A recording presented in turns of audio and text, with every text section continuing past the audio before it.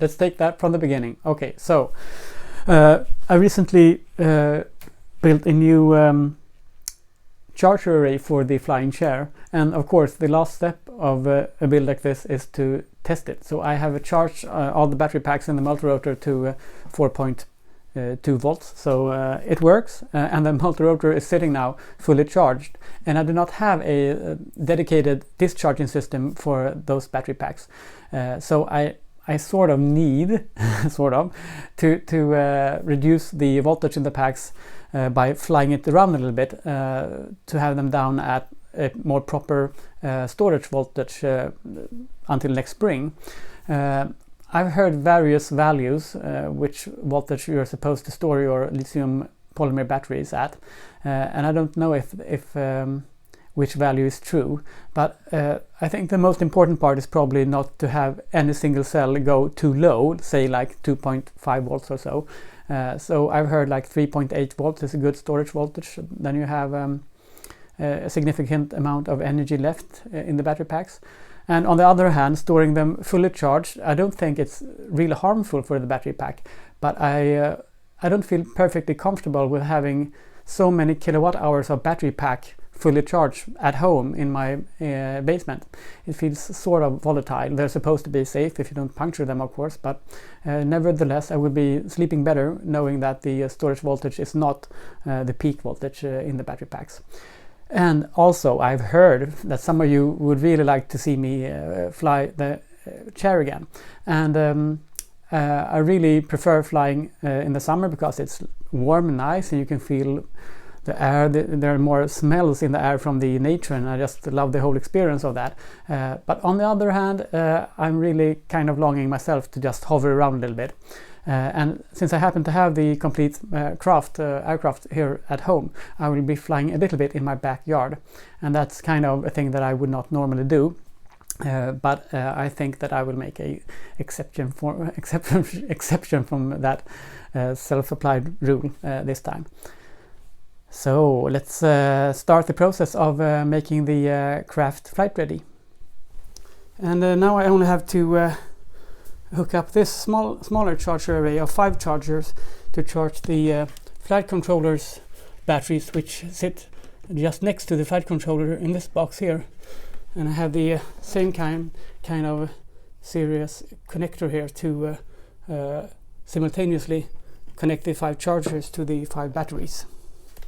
And the reason that I have these 5 separate batteries next to the flight controllers are that I don't want to have any flight controller hooked up to the batteries that are in connection with the motors to avoid all sorts of interference.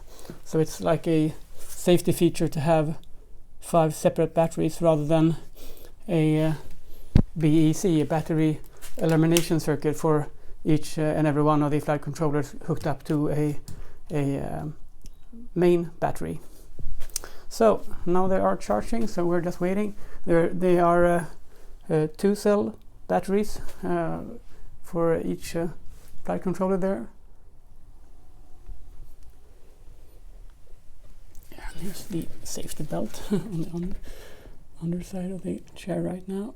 And there you can see the there's an on and off switch for each and every one of the 5 flight controllers that connects the battery that's charging right now to the flight controllers. I didn't want to rely on one simple switch for all, of course. It's about redundancy, all of this, to make flying with the hobby grade products as safe as possible. And now you can see that the 4 cells are fully charged and 1 is still charging. So I can soon disconnect the this array for the flight controller batteries. And as you can see, I have now placed the chair as it's supposed to be on top of the utility vehicle. So I will use this mean of transportation to get this, I think it is like, what is it, like 50 kilo take of weight chair up my what do you call it, driveway from the garage. And if I'm lazy, I just might sit in it as well, just for fun. So one of the chargers are taking longer time to charge up its batteries than the other ones, and of course being curious is a good way to stay alive in this when you're doing these kind of endeavors. So I'm just going to check out the condition of the battery and see if it's something weird going on. 4.2 and 4.18. Well, it looks pretty good to me. I'll just hook it up again and see if I can finish off this charging process, or if it's not going to accept. Well, it's going to accept the batteries. No, it didn't. I think it's fine now. So just turn off the light. Okay, I would say that it's trustworthy enough. And of course, before I attempt to do any shorter flying today, I need to make sure that the batteries in the transmitters are charged up. So the way it works is that I have 5 transmitters, 3 on the top and 2 down here, and they are perfectly disconnected from each other. So there are 5 separate systems. So there are 5 potentiometers for yaw and for roll and pitch and throttle, and they go to their transmitter respectively. And there are 5 batteries connected to 1 in each of these transmitters. So what I need to do now to charge the batteries up is to connect a custom-made serial connector here, that when I connect it now, the 5 battery packs are connected in parallel, so they sort of even out at this point, and then I can charge them up simultaneously via my power supply. So if I turn this up to like 5.3 volts or so, that means that each one of these nickel metal hybrid cells are up to 1.3 volts around that value. And I charged them up yesterday actually, so I'm just showing this for you. And so it starts to charge with 0.4 amps here at 5.34 volts. If I turn it down to like 5 volts, I think it's pretty close to 0, 5.1, and that's decent. That means that each cell is at 1.25 volts, which is perfectly okay to fly with. So it's time to go out and start assembling the craft, I think.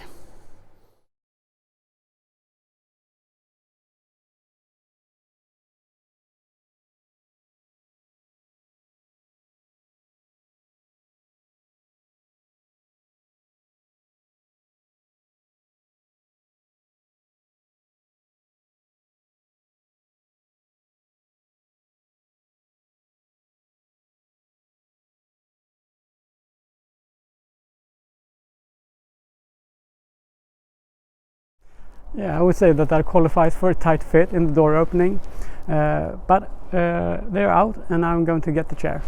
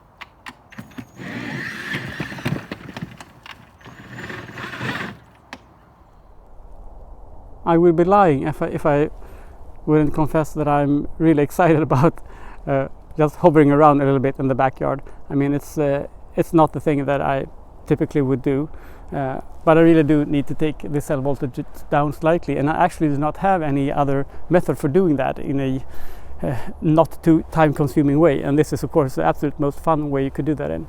So I'm going to lift off the chair, put it on the lawn here, and start connecting the pieces together. And it still looks like a pretty beautiful day. It's slightly clouded, but not that much. And I think the sun will be coming out here in a little while, and perhaps we can have some beautiful light when I'm hovering around.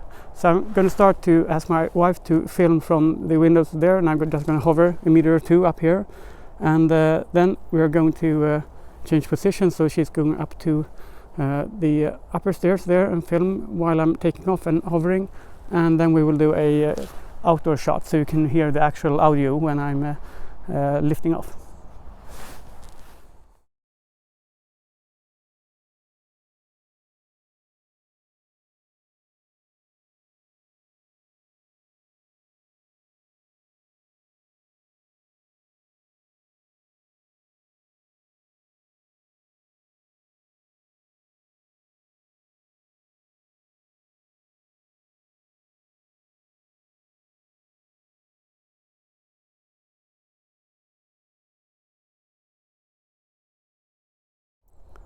Here it is, the flying chair.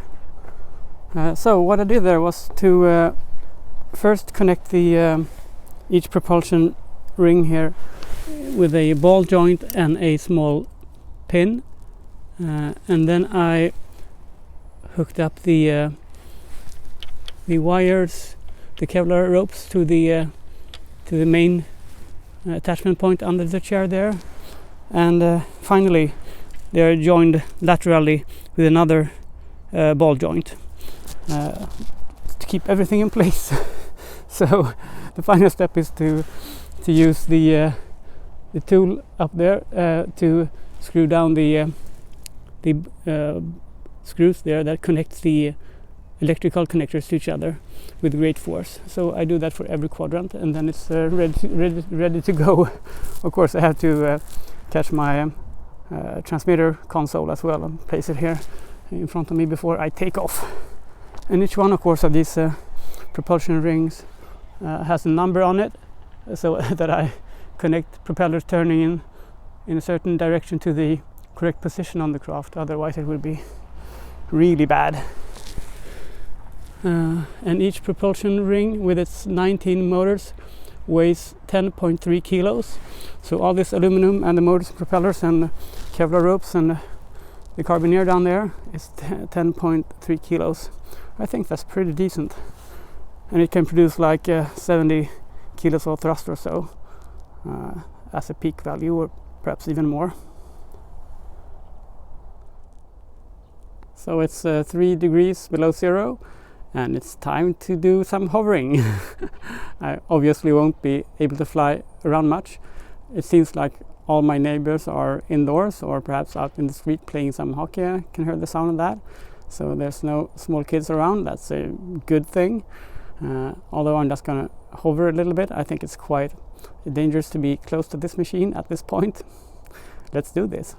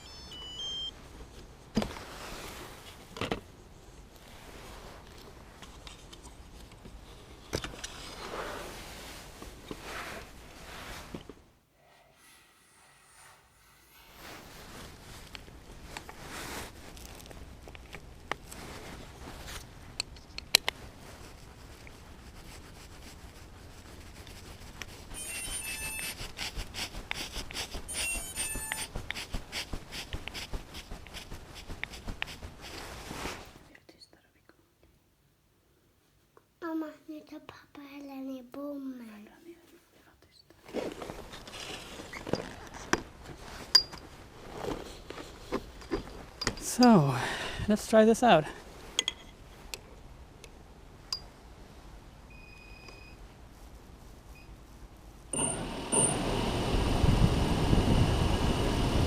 I'm checking that all the motors are actually spinning. Yes, they are.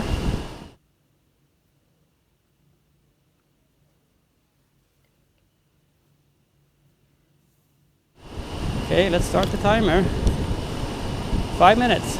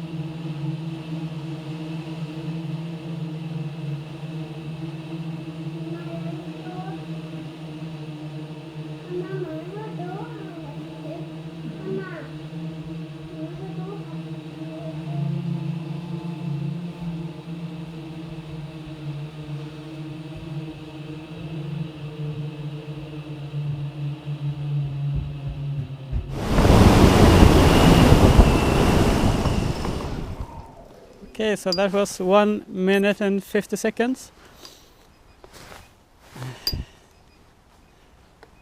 And now my wife is going to change the camera position, and there's my son and daughter and her friend. And they're going to be positioned up there now. So I'm going to hover on the second floor for a minute or two. So now the motors are armed. I saw that a line actually got stuck under a speed controller over there and dismounted from its strap. So I have to redo that later on. I thought that I had checked all the lines, but I missed that one. Okay, so yeah, they're just cold. That's good. And of course, you know, batteries, nothing felt because just 2 minutes in. Okay, now they are on the upper floor. Let's try to redo this, but at a little bit elevated height. Okay.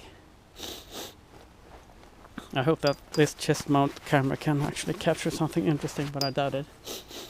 Okay, they're rigging for filming, and okay, let's see if we can do this without damaging the house. Okay.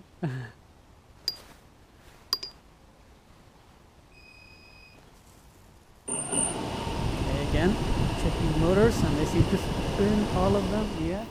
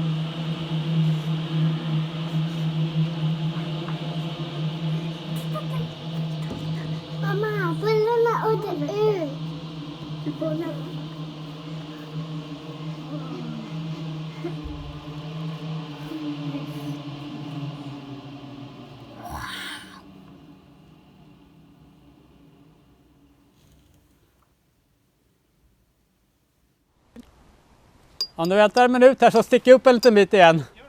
Jag väntar på Sara som ska hämta kamera här.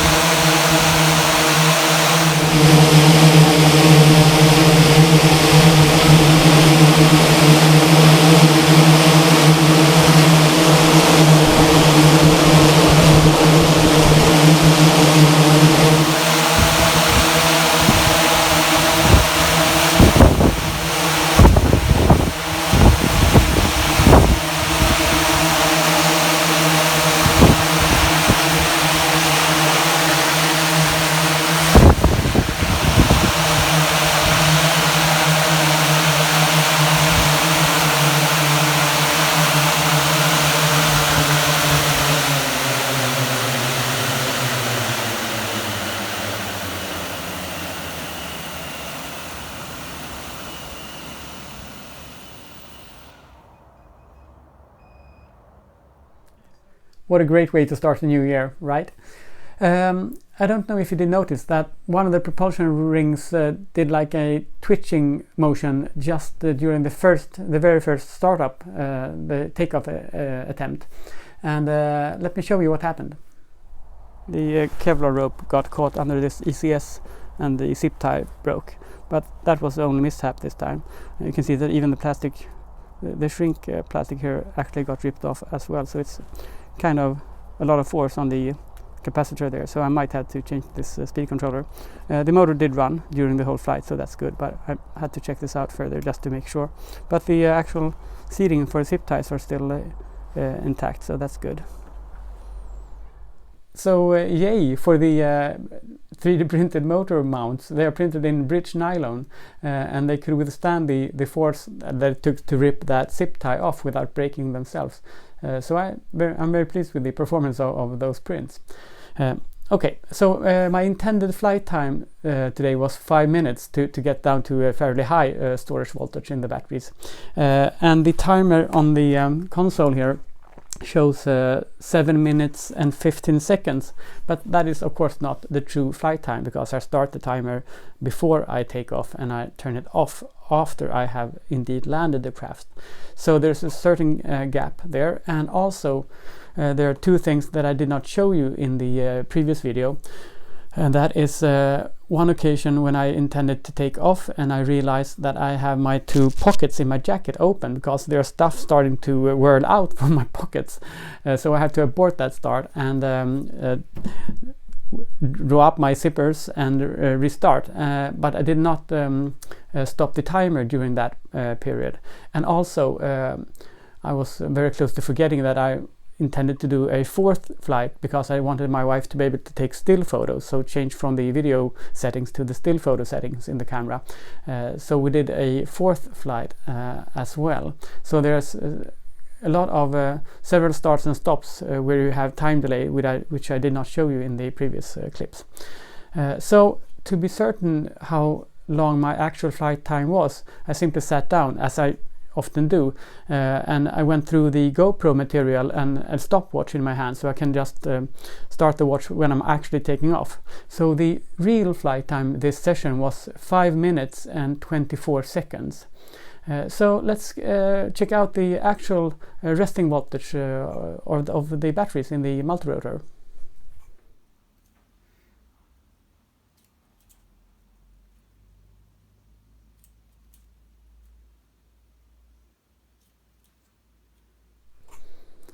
And those voltages you can see there is representative for the total amount of battery packs.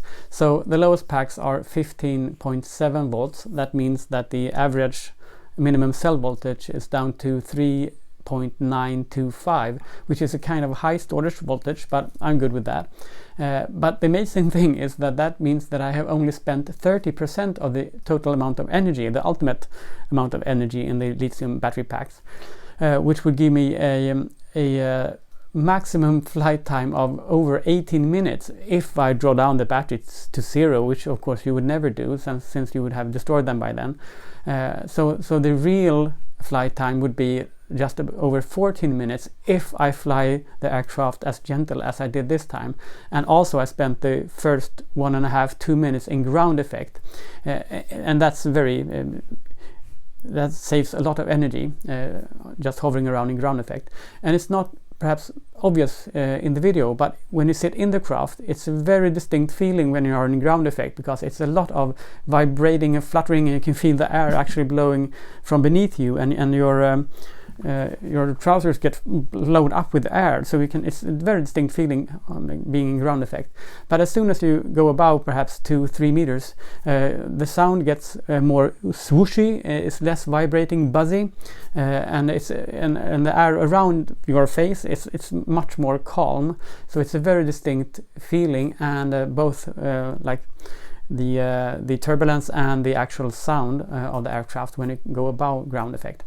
Anywho, I did 3 complete turns, first on the 2-meter level, and then on the second floor level, and then on the slightly above the house level. And yawing is the most energy consuming thing you can do with a multirotor.